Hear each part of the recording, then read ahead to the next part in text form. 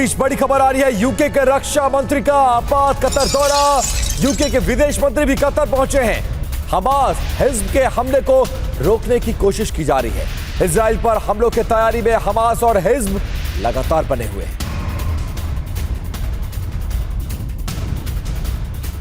तो आप समझ सकते हैं, हमास और हिज़्ब इस हमलों से, इस ऑपरेशन से बौखलाया हुआ है। इजराइल पर हमलों की तैयारी में इस वक्त हमास है और बड़े हमले किए जा सकते हैं, उसको लेकर यह तैयारी। और उसी के तहत यूके के रक्षा मंत्री और विदेश मंत्री का आपात कतर दौरा प्रस्तावित है।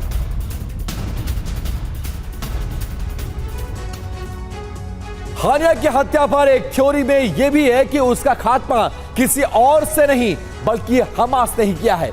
दावा किया जा रहा है कि गाजा में हमास चीफ याह्या सिनवार ने ही इस्माइल हानिया की हत्या की साजिश रची है।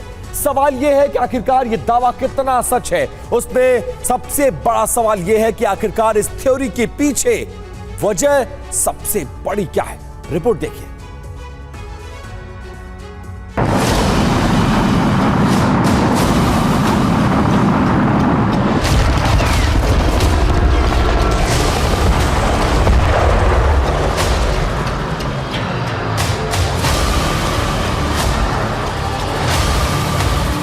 हमास से 10 महीने युद्ध के बाद इजरायली सेना को अब तक की सबसे बड़ी कामयाबी मिल गई।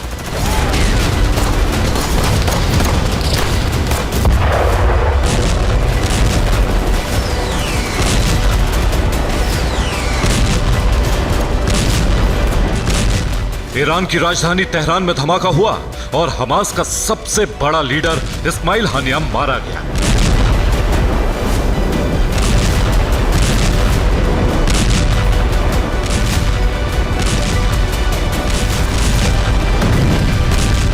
हानिया की मौत के बाद ही नेतन्याहू और उनकी सेना की वो कसम पूरी हो गई जो उन्होंने 7 अक्टूबर 2023 को ली थी।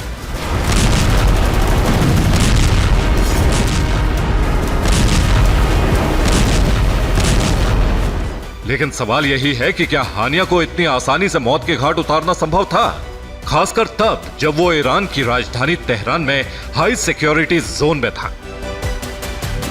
ये वो सवाल है जिसको लेकर एक साथ कई थ्योरी सामने आ रही हैं।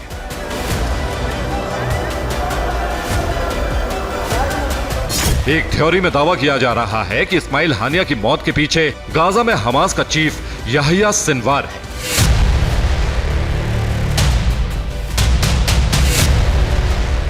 इस्माइल हानिया 2017 से गाजा से निर्वासित था। वो केवल हमास का कूटनीतिक चेहरा बनकर रह गया था, जबकि गाजा में ग्राउंड ऑपरेशन याह्या सिनवार ही संभाल रहा था।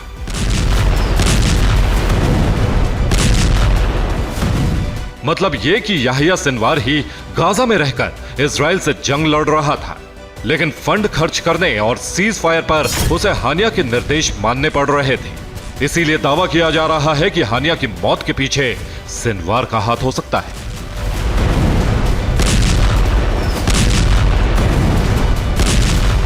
इस थ्योरी को बल इसलिए भी मिल रहा है क्योंकि सिनवार का परिवार भी गाजा में रहता था और उसका परिवार सुरक्षित गाजा से निकल गए।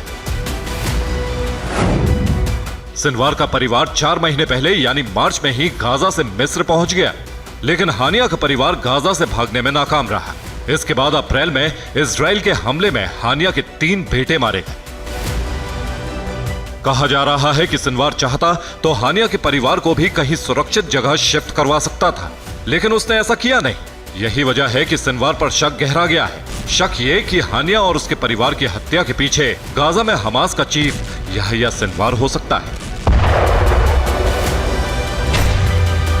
तो सवाल यही है कि क्या फिलिस्तीन अथॉरिटी और याह्या सिनवार में कोई सीक्रेट डील हुई? क्या इसी सीक्रेट डील के तहत इस्माइल हानिया को रास्ते से हटा दिया गया है?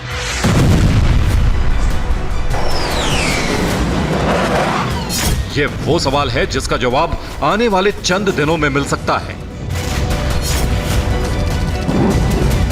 Bureau report, TV9 Bharatvarsh.